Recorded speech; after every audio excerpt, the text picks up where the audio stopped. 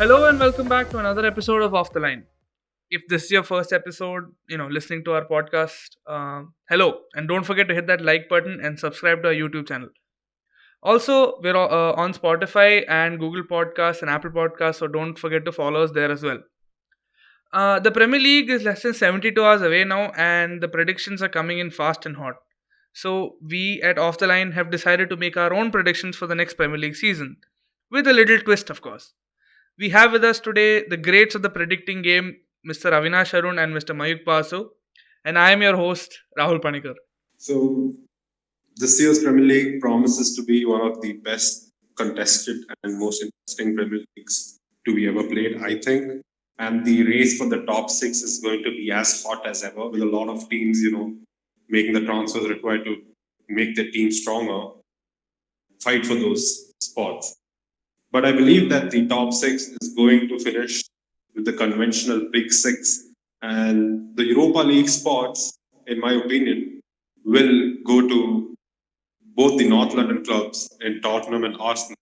I believe that Tottenham will finish just above Arsenal because this is a team managed by Jose Mourinho. He knows what he has to do. He knows how to get his players motivated for big games, and I think that's going to be the difference. Arsenal might not be able to win the big games as much as Tottenham will be able to.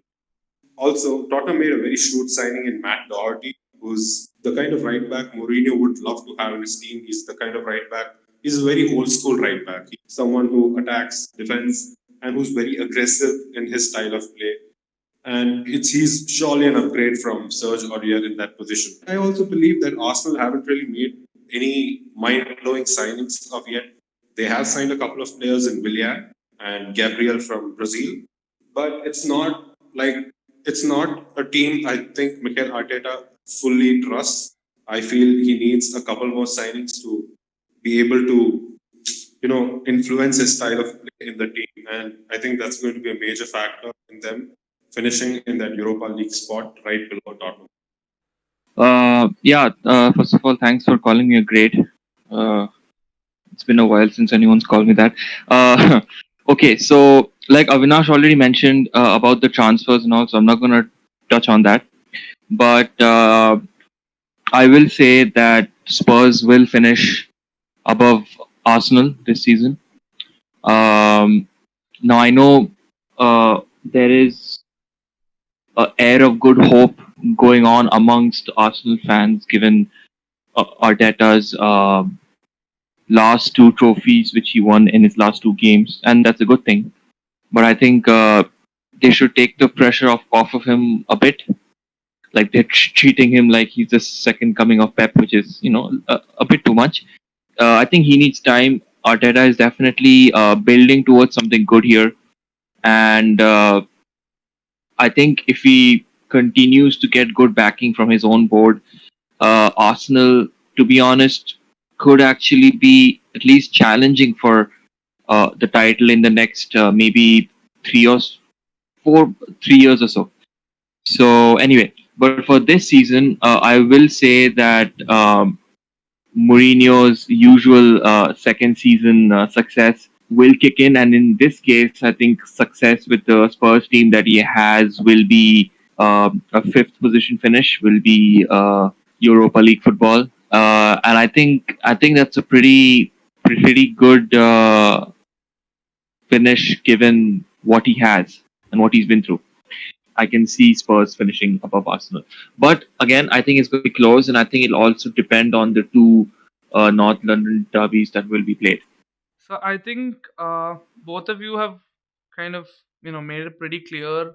I think it's a unanimous sixth and fifth place because I think Arsenal are going to finish sixth as well, and Tottenham is going to finish above them in fifth. I mean, I think all you guys have made it pretty clear as to why the reasons are, but all I know is that we are going to have a lot of angry Arsenal fans on us. So now, as we move on, I think our picks for the second, third, and fourth. I'll start from the fourth, and I will give fourth position to Manchester United.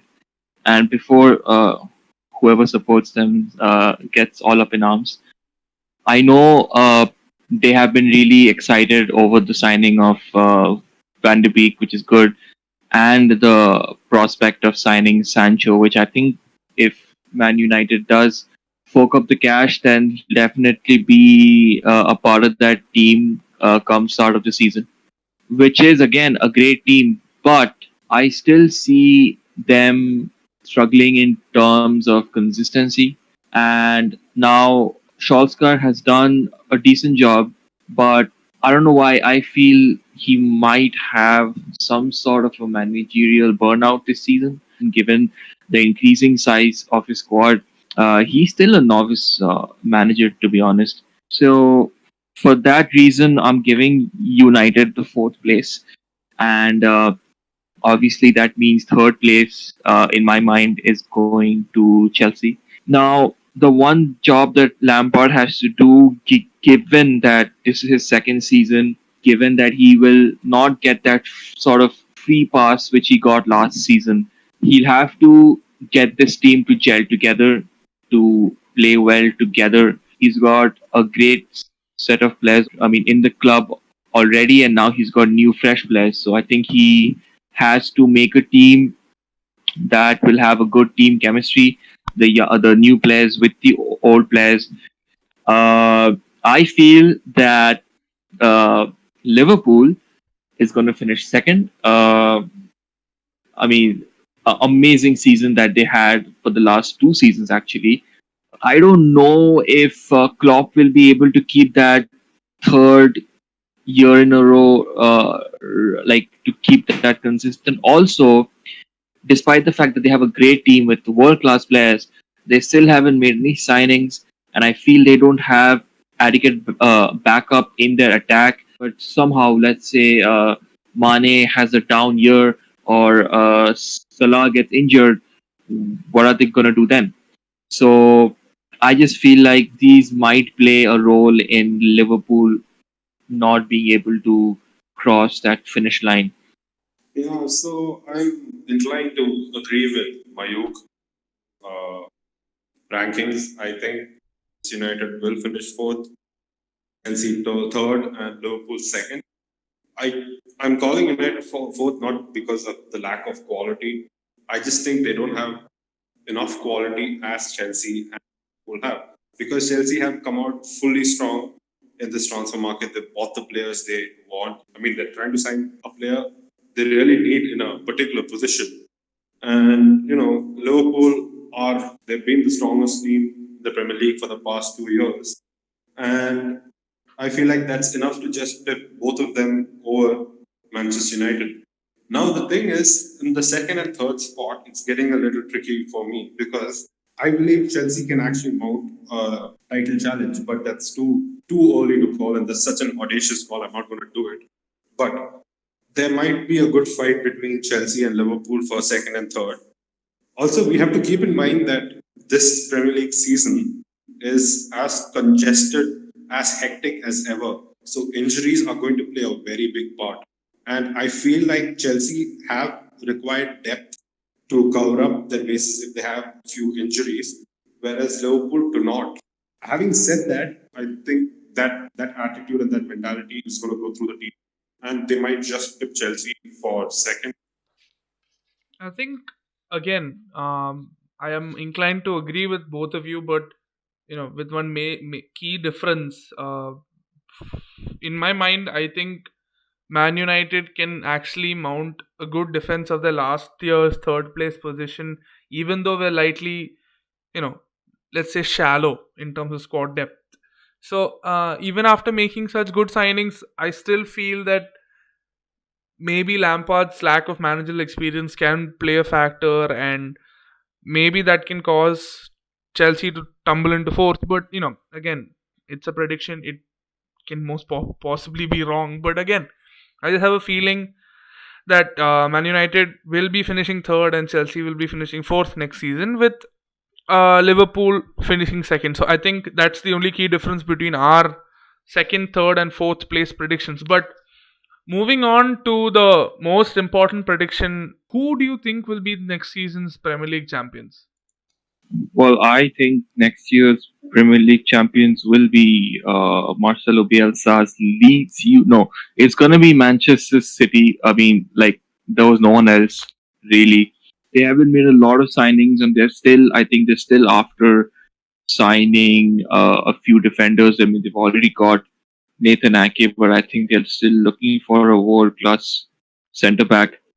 And even if they don't get one, I still think that that team just is it's overflowing with talent.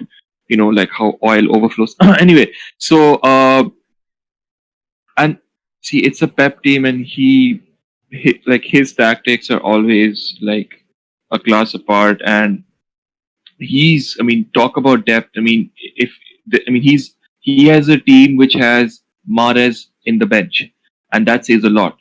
So, so yeah, I think City will come out all guns blazing this season, and I think they will usurp Liverpool from their first position. Well, obviously, I agree with Mayuk, having agreed with him on the second, third, and fourth positions as well. Because like you said, Manchester City are a team just brimming with talent. They have they have superstars of the England game right now. They had a very bad year. They were so inconsistent. Like you wouldn't have expected Manchester City to lose against Norwich, and like that. So now that would have fueled Pep's anger. I mean, he's not anger, but I feel like he would have taken that personally, and now he's going to come out all guns blazing. And with the team that they built, with Ake coming in and Torres coming in, and with them also trying to sign Koulibaly, who's going to be a very strong addition to that squad. It's going to be so hard to score goals against them if that defense can keep up its reputation. I actually think they might break the Centurion record because I believe this team is as strong as a Centurion. Again, you guys have left me with nothing to say much because I think we have a unanimous champions prediction. Because even I'm of the feeling that Manchester City will finish in the top spot next season. Well, as the saying goes, it's tough to keep a sleeping giant sleeping, and as much as I hate to say it, City are a sleeping giant with maybe Pep being a little bit ticked off that last season didn't go as planned with a few key injuries, which he'll be hoping to avoid next season. So all being said and done, even I am of the feeling that Pep and City will romp to the title next season without much, what do you say, challenge from the other top six or any outsiders for that matter. So I think having finished with the top six predictions, I think it's time to get into the dirty bit, if I were to call it that, uh, with the relegated three. I think we'll move on to that because after top six is of course the relegated three. Mayuk, why don't you get us started with the relegation candidates? Yeah, sure. I just want to say we are a podcast who really agrees with each other a lot, so that's fun. Okay, so my relegated three again. I'm gonna keep it short because of no reason actually, but I think it's going to be West Brom finishing bottom. I know it's a bit harsh given that they are just coming up this season and they had a pretty decent season in the championship. Actually, a pretty good one, to be honest. But uh, their main goal scoring sources are Hal Robson Kanu, who, after scoring that wonder goal in Euro 2016, just fell off and I never heard about him again. And then there's Charlie Austin, who's good, but I don't know if he's at that Premier League level anymore. Anyway, so I'm gonna go for West Brom at the bottom, 19th place. I think I will give it to Aston Villa. I think they barely stayed up last season. I mean, they were quite fortunate to stay up last season, and especially if they lose Grealish, I don't know if they will. I mean, transfer window is coming to a close in like 2 weeks or so. I don't know if he's going to leave. He might just, and if they leave, I mean, if he leaves, uh, I think their main creative source is going to go with him. And for number 18, I am actually going to go with Crystal Palace. That team is not getting any younger. They are not, I mean, they made, I think, one or two signings, but I don't know if how impactful that's going to be. And just like Grealish, if Zaha leaves that team, yeah, I honestly feel they're done for. So I think my three teams who are going to play in the championship next to next season are going to be Crystal Palace, uh, West Brom, and Aston Villa. Yeah, so again, I agree with Mayuk that the 20th spot is going to West Bromwich Albion. Just because I do not think that they have the required caliber to stay up. They haven't, I don't think they've made any major signings to keep the Premier League status intact. And their main sources of goals are going to come from two players by Austin and Al Robson Kanu, who have been good in the past, but I do not think that they're going to be as effective as they were back in the Premier League. Now the last two relegation spots, I think the relegation battle is going to get more intense as it was last year. It's going to get more intense than that with teams like Fulham, Aston Villa, Crystal Palace, West Ham, and Burnley going to be my five teams to be fighting for the spot. And out of that, I believe Aston Villa might suffer. They might be relegated because, again, if they lose Grealish, then they might as well end up last. So hopefully they keep Grealish. But they recently signed a striker from Brentford called Ollie Watkins. He's a decent striker, but then again, like I said, they just somehow managed to stay up in the last season, and this season is going to get harder, and I don't think they can keep up with that. Now, the 18th spot is going to be a toss-up between the other four teams I mentioned. And that spot might just fall again, like Mayuk said, to Crystal Palace, which I've always believed that Crystal Palace are a team, which are just waiting to go down, with an average age of about 30 in their players. And even Will Zaha, their main player, is around 28 years old. If he leaves, then it's all game over for them. So it's going to be a very tight relegation battle, as usual, as it should be. These teams want to stay in the Premier League. They want to keep playing at the highest level. And it's going to be sad to see three teams go down. But I believe these three are my picks to go down for this year's Premier League. So, I agree with both West Brom and I don't think any of you mentioned Fulham, but I'm going to go with Fulham because both of these teams have developed that that yo-yo club reputation where they keep bouncing between the Championship and the Premier League. And much like last season, I think Fulham's defense is going to let them down again. And I think West Brom don't have that kind of a then don't have the caliber, to use words that you guys have used before, to stay up in the Premier League.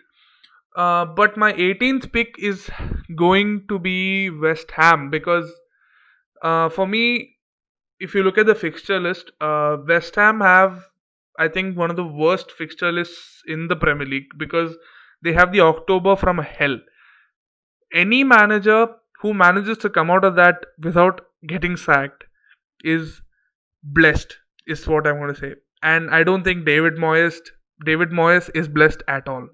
So for me, West Ham is going to have a very bad October, and that can cause a pretty bad, a bad start to the season can always end badly for the team. So I'm going to predict that Aston Villa are going to stay up because they might have a small outlet of goals now that Wesley is back and they signed Ollie Watkins. But other than that, I think my three relegation candidates are West Ham, Fulham, and West Brom. Are you saying that David Moyes is not blessed just on the basis of his Manchester United tenure? Or are you taking into account the absolutely amazing Everton tenure he had? And also the fact that he's actually managed to help West Ham stay in the Premier League last year and also before that, I believe. Uh, it's a difficult question to answer considering I wasn't really happy with David Moyes' tenure as a United manager, but then again he did have his success with different other clubs as well. So I'm not going to call him okay. My thinking was that having a tough fixture, it kind of affects the team's morale as well, and that's why I was calling David Moyes not blessed in the fact that he has a very tough fixture list. So I think that's how it's going to play out, with maybe West Ham's morale taking a huge hit in the first few weeks and that kind of pulling them down to the championship, both figuratively and literally. So I think we can move on to a little bit, a lighter topic, if I were to put it that way. So this Premier League season, we saw the emergence of stars like Phil Foden and Mason Greenwood, and uh, every year there is a rise of great talent in the form of youngsters. So, if we were to talk about that, who do you think would be the breakout star for next season? It can be a youngster or somebody who is finding his form again. In my mind, there is no debate who's going to be the star. It's a certain German international by the name of Kai Havertz. I believe he is going to take the Premier League by storm. He is going to show why we spend all that money on him. I mean, maybe it might take some time for him to get used to it, used to the Premier League, the physical demands of the Premier League. But I believe he is a boy with immense talent. I can't believe I'm calling him a boy. He's the same age as me. But I believe he has the potential. He is a generational talent. He has one of the best playmakers in the world. He's going to prove that this year as he helps Chelsea achieve their goals and objectives for the year. Is Wilfred Boney playing in the Premier League this season? No, right? Okay, no. So I would surprise, I would agree with Avinash definitely about Kai Havertz. But if I were to choose someone else, I think that it could end up being Leicester midfielder Yuri Tielemans, who's a good player, a very good player. He had a pretty good season last year. I mean, more like the first half of the season, because Leicester as a team in the second half, they kind of took their feet off the gas. But I think that Yuri Tielemans is a really talented midfielder, and I think he'll definitely be getting better than what we've already seen. I think he along with James Madison will be a great creative source for that team. Actually, I kind of have two picks. So my first pick would be Calvin Phillips of Leeds United. He just got his senior England call up recently, and that kind of cements the fact that he is a good player and he's worthy of that breakout star. How do I put it? Title. But my second pick, it has to be Donny van de Beek, because that's how you're supposed to say his name. I believe he's going to have a good season at United. Maybe if he's going to have to get eased into the game, as he's not used to the whole physicality of the Premier League. But once he does, I'm pretty sure he's going to hit the ground running, and he's going to help United with a couple of goals. That midfield three of Pogba, Bruno, and Van de Beek is something to be feared and something to strike fear into the hearts of the opposition defense. So I would say, yeah, Donny van de Beek for my pick. But again, keeping up with the whole theme of the episode, we're going to talk of something a little bit unpleasant now. Managers don't usually stick around for a long time at clubs in football right now. I think at least one or two heads will roll this season, and I am actually looking at a prediction for the first manager to get sacked this season. So Well, there again, like you said with your breakout players, I do have a few candidates. I mean, actually, just two who could get it.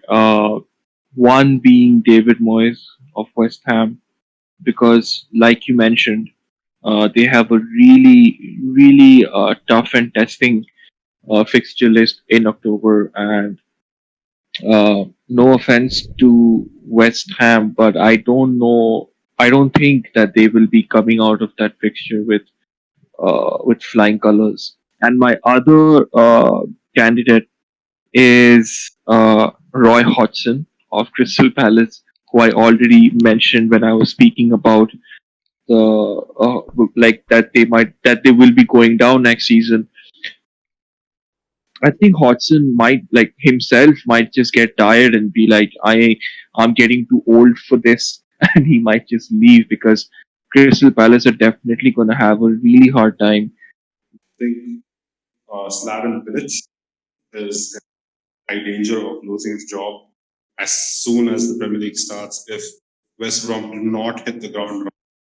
With he obviously he had a very successful tenure back at West Ham, emergence of a certain required, but I do not think he has that sort of talent, charisma in the current West Brom team. And I'll be honest with you, West Brom just somehow managed to qualify for the Premier League. They might have finished second, but at one point, especially during the end of the season, they were losing games left, right, center. The only reason they qualified for the Premier League was due to the inability of Brentford to take advantage of their inferiority. Now, one of my other candidates to get sacked is Steve Bruce. Why? Because Newcastle managers have been trying to build a team, who will be challenging for the top spots in the Premier League. Last season, they signed a few players such as Joe Linton. They actually broke their own transfer record to sign him, and he was a massive flop. And this year, they've made a few good signings. They made Ryan Fraser, Callum Wilson, Jamal Lewis join the team. But the thing is, if even with this current team, with the current strike force that they have, if they play mediocre football, if they do not get the required results and they're still languishing somewhere in the bottom half of the table, I feel Steve Bruce gets sacked as soon as things go bad for him. Actually, breaking away from the trend of agreeing with everything, I have a completely different pick of the managers to get sacked thing, because I believe that Fulham's Scott Parker might be in danger of losing his job. Even though he did manage to get them promoted last season, maybe his managerial ability will not be enough to keep them in the Premier League, and that might lead to the owners taking, maybe drastic measures and bringing in Sam Allardyce for all I know. On that terribly disappointing note, I think it's time to end this episode. Make sure to join us next week for some more top-notch footballing content, and also follow us on Instagram as well, where we'll be putting up the entire Premier League prediction, the full 20 predictions there. And as always, don't forget to like, share and subscribe if you like this episode and want to listen to us talk about more football stuff. So see you next week.